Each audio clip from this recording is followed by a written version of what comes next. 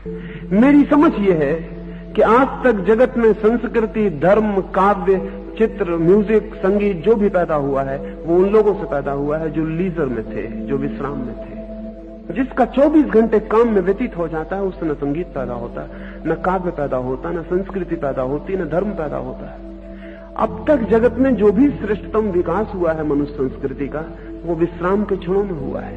वे ही कौमें और वे ही युग संस्कृति को जन्म देते हैं जो विश्राम में होते। जैसे एथेंस ने सुकरात को, प्लेटो को, अरस्तु को जन्म दिया, क्योंकि एथेंस बहुत संपन्न था और सारा काम गुलाम कर रहे थे, ऊपर का वर्ग कोई भी काम नहीं कर रहा था। इसलिए अरस्तु पैदा हुआ, सुकरात पैदा हुआ, प्लेटो पैदा हुआ।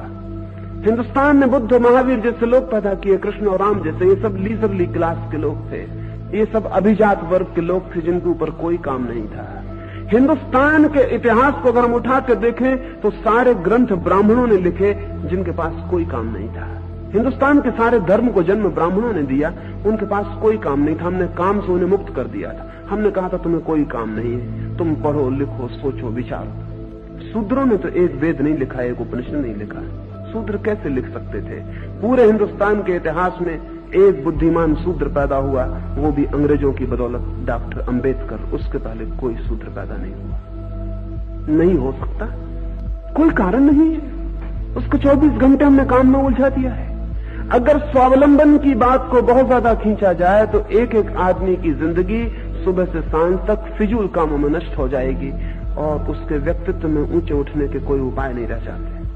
अगर व्यक्ति की चेतना को ऊपर उठाना है तो समाज में अधिकतम विश्राम हो सके, इसकी चिंता करनी चाहिए। वो कैसे होगा? विश्राम होगा मनुष्य का श्रम यंत्रों के हाथ में चला जाए तो।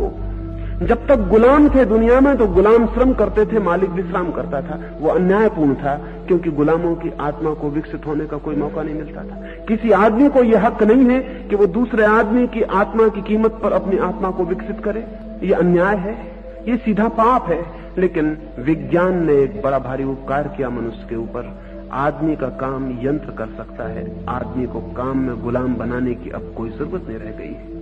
नई टेक्नोलॉजी सारा काम कर लेगी। आने वाले 50 वर्षों में अमेरिका और रूस में किसी आदमी के ऊपर किसी तरह का अनिवार्य श्रम नहीं रह जाएगा।